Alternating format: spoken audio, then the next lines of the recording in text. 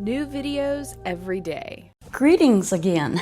This is Athena Jezik. We're going to work on some more videos and explain some things out. And sciatica seems to be a problem that many people suffer from. So I thought I would go through a little bit more sciatica work and explanation on how I deal with sciatica. There's many different techniques that people have, but for me this has been the most effective.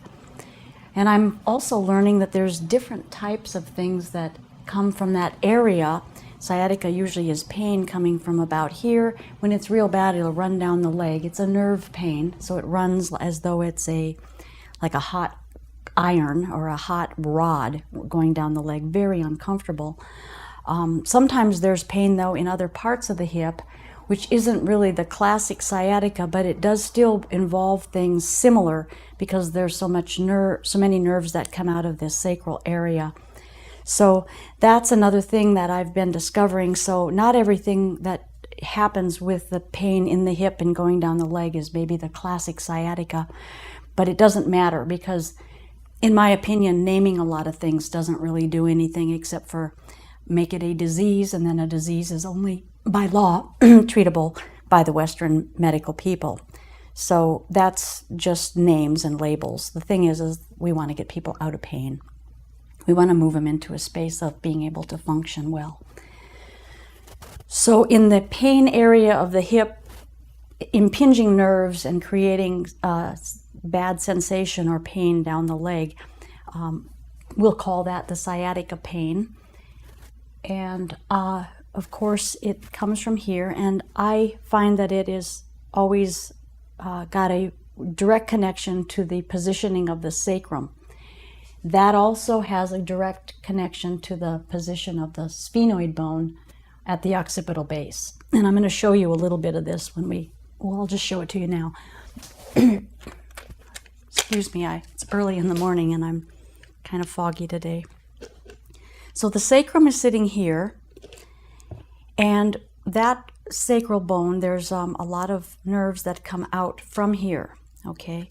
These little holes are where they come out of. So if that is positioned a little bit crooked on there, which happens quite a bit, then we're going to have this pressure. The nerves are not going to be coming out with the proper alignment, and the nerves are going to have pressure on them when they're twisted a little bit. Sometimes this bone can be in a position that's a little more like this, or it can also be in a combination of that particular pattern. So it's important to be able to allow this bone to be able to lengthen down. This is something that is better done if the body can do it itself. If it's forced into it, it doesn't always mean that it's going to hold, because there's a bunch of stuff underneath there, all that the network of the fascial structure, the membranes under that will twist like a nylon stocking. And so if it's forced back, it'll go back, but then because of the underlying structures there, it will pull it back into that odd position. This is translating up into the head, and because I'm a cranial sacral therapist and have been doing it for so many years, I have a lot of understanding how these connections are made. So right in there, where the purple and the yellow come together, is the sphenobasilar junction. The sphenoid bone is this yellow bone right here. And so that bone touches all the other bones, and it does relate directly to the sacrum at this joint.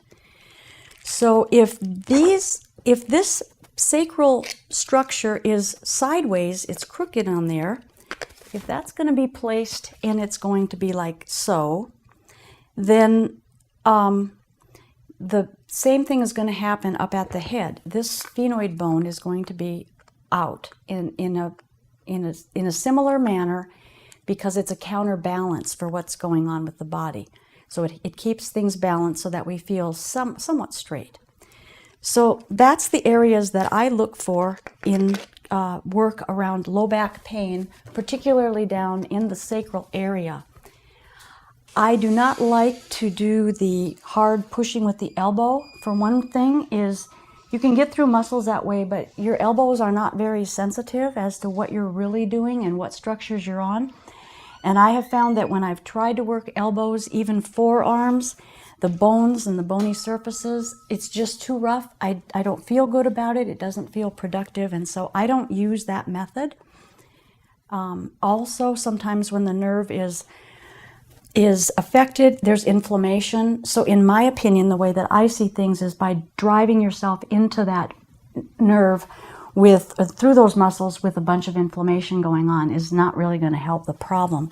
So there's little things like that that I usually pay attention to, that I don't know if many other people take a lot of that into account, because we do get sort of a technique to loosen things up, and it doesn't always provide for us the thoughts of what's happening at the subtle anatomy level.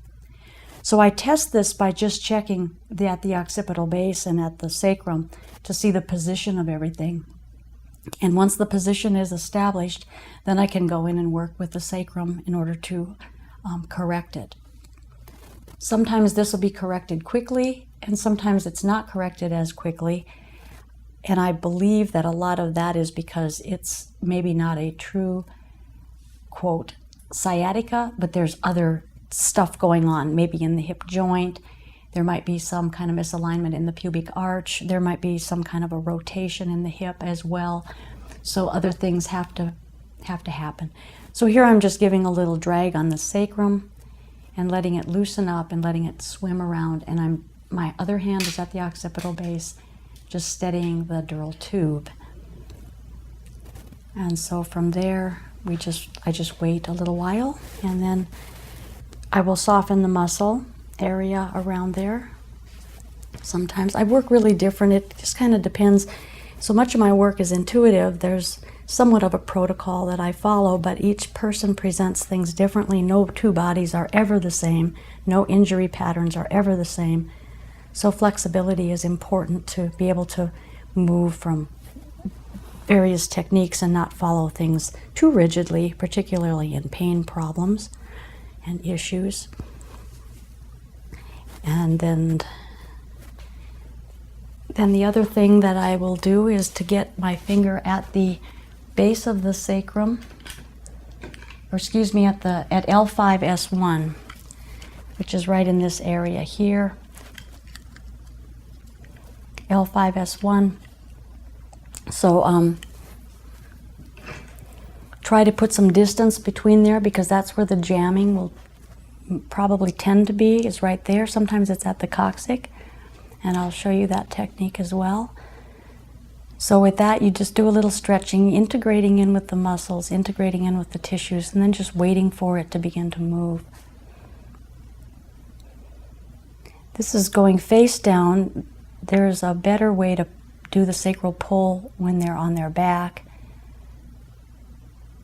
But this way will also open it up. Either way is fine. And my other hand up here is also feeling some rotation and some movement coming up the spine. So as one area of the spine is off, every little vertebrae is affected to some degree. There's a little bit of adjustment that they have to make in order to keep the misalignment aligned. And the body's just going to do that. It's going to work within the framework that it has, and it's going to normalize to whatever pattern is there. And so there, now we're getting it softened, and now there's a little bit of a stretch happening. I'm stretching downward with the hand that's on the L5S1, and I am taking a little bit of a stretch upward, just a little traction of no deeper than the fascial level. So we have skin, fluid, then fascia. So I'm 3 layers down and giving a little stretch there. And I'm feeling quite a bit of rumbling going on, and there is a separation happening between L5S1. And it just swims around, and the sacrum is trying right now to find its way back to the proper position. It's a good idea to, if you know cranial work, to also balance it at the sphenoid level, because the sphenoid bone, if that's not corrected, can pull this thing out. Sometimes this will correct the sphenoid bone, but it's a good idea to check both. She just had a couple of pulses. There's a lot of activity going on. Even though she's not suffering from sciatica or any kind of hip serious pain problems, there's still a lot of activity going on, which is correcting little misalignments in there, which is a reason that we should be paying attention to maintenance. Even though we're not hurting, we might want to have some kind of session just for tweaking. I see a number of people who come in regularly, every 4 to 6 weeks, just to be tweaked with cranial work. And I myself have an 1.5 hour session with somebody once a month. And I love it when I get it. It took me a while to find somebody that I felt was at my capacity.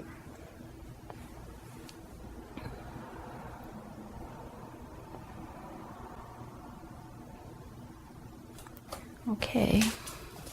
And then the other position is just to lay the hand on the sacrum here and curl the fingers at L5S1 and give a little bit of traction this way.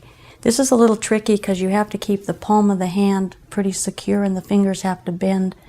So there's quite a lot of technique in the hands in order to get the right feeling. And then the hands have to work independently because I'm right at the sacral coccyx junction and I'm stretching downward on that while I'm allowing the movement, which is a little bit of a swaying motion at L5S1. So there's a downward traction as well as this is being loose to be able to align. At the same time it's being tractioned downward.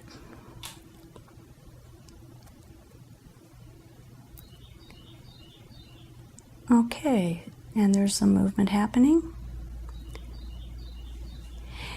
These techniques will usually give quite a bit of change to the pain. It doesn't mean that one time is going to give total remedy to the problem, but it does begin to correct that space. Once that's corrected, then we can go in and also work into the muscles, much deeper into the musculature.